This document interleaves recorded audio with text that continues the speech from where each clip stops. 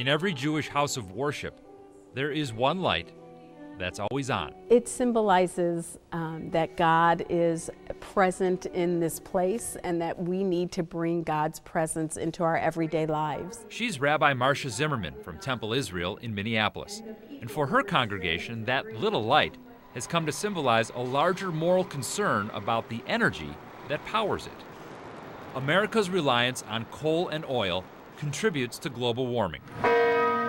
More and more, religious leaders across faiths say it's time to move away from coal and oil and toward cleaner forms of energy. As stewards of the earth, the rabbi says it is our moral responsibility. People are beginning to understand that there's a different bottom line. It's a moral bottom line. There is an accepted path to cleaner energy. Actually, it's more like a bridge. The idea is to be more efficient about the way we use the conventional energy we have today so that it lasts longer. Then as we leave coal and oil behind, we'll have more time on the other side to develop new, cleaner technology.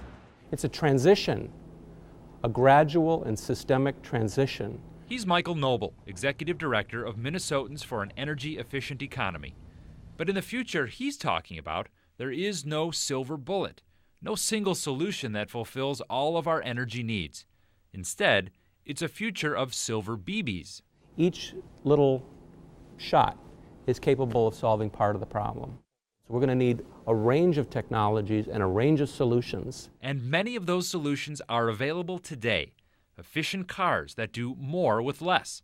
Power from the sun, from the wind, from the water, and from living things like fuel from corn and animal waste.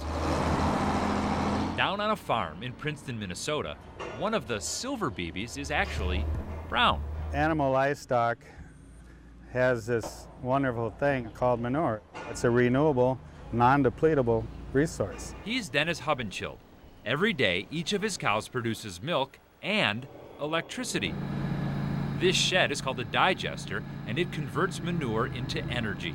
Inside, bacteria and heat break down the animal waste into methane gas, which makes enough electricity to power 80 homes. He doesn't make electricity to make money. He just breaks even. He does it because he believes it's the right thing to do. If we don't lessen the footprint that or the amount of energy that we're using per person, we're just we're not going to be able to maintain the lifestyle we have. Government's role in this is to create the right rules of the game. Noble says it's time for politicians at the state capitol to create a market for clean energy so companies can make money here.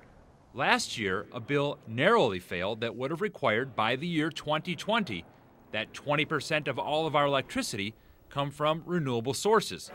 This year, it's being heard again. 20% renewable energy is a good market for all the world's renewable energy businesses to compete for that opportunity.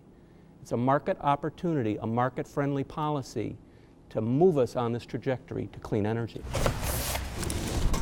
But faith doesn't wait for political action. It leads the way. Earlier this week at Temple Israel, crews installed solar panels on the roof. Now the sun's energy will power that little light, not coal.